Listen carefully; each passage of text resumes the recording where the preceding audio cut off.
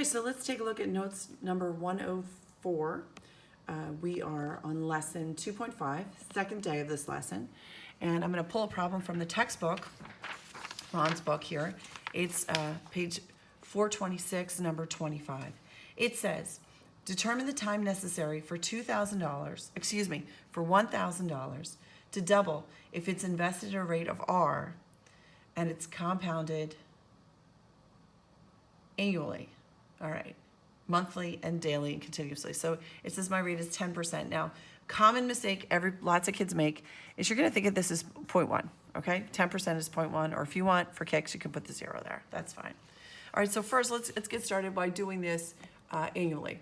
So first up, we're gonna write our formula down. Amount is equal to principal times a quantity of 1 plus R over N to the power of NT. We'll plug our values in. So I have $2,000 to start with, or excuse me, $2,000 I'm gonna end up with, $1,000 to start with, times 1 plus the rate 0.1 over N to the NT. Now, I want to know how much time that's gonna happen here. I'm gonna change my compounding as I go through the problem. So why don't we just get started and divide both sides here by 1,000. So I have 2 is equal to 1 times the quantity, 1 plus 0.1 over N to the power of NT. That's a little bit easier to work with. So let's go ahead and do our part A, which says I'm going to compound it annually. That would be 1 time a year. So we'll put 1 in for N. So 2 is equal to, I'm going to drop this 1, it seems ridiculous, 1 plus 0.1 over 1 to the power of 1 times T. Okay, kind of awkward there.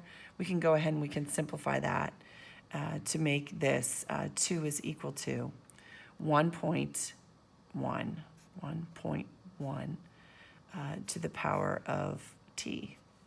Okay, so this is the whole reason we've been working with logarithms, to get ready to solve problems like this. I got to tell you, I don't like it with the left-hand side. I like it this way, to the power of T equals 2. Right away, I'm going to go ahead and solve using my exponent form. So my base is 1.1, my exponent is t, and my answer is 2. So I can write this as log base 1.1 of 2 equals t. Right, I just pull out my TI-84, go right to the math menu, go to log base. I can pop that right in, and t is approximately equal to 7.27 years. Okay, easy peasy. Second part of the question says, what if we do it monthly? So B is saying, what if we have N is equal to 12? Okay, I'll just show you how to set that up. Again, go right to the same formula. So you have 2 is equal to 1 plus 0.1.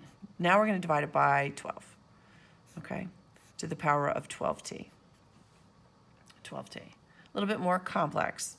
So we can go ahead and we can simplify this. 0.1 divided by 12, or you can just leave it.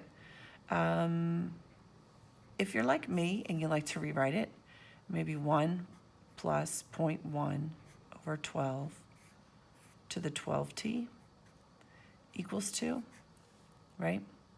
You can just go ahead and pop this in your calculator and make it log, and then in your parentheses, 1 plus 0.1 over 12 of 2 equals 12t, okay? So all of this is going to go right into your calculator. When you go ahead and you put that into your calculator, you're going to get an answer, and then you're going to divide that answer by 12.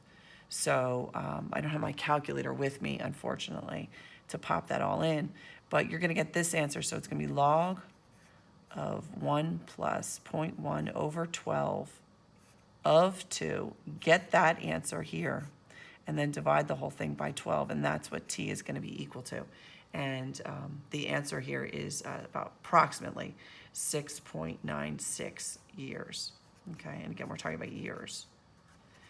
Notice how we're getting, oops, I lost you on the paper, so sorry. Notice how we're going,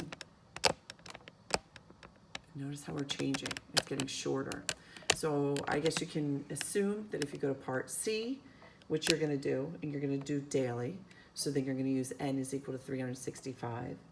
And then compounded continuously, you'll use amount is equal to p times e to the rt. You should have even less, so it should drop to about 6.9 years, okay?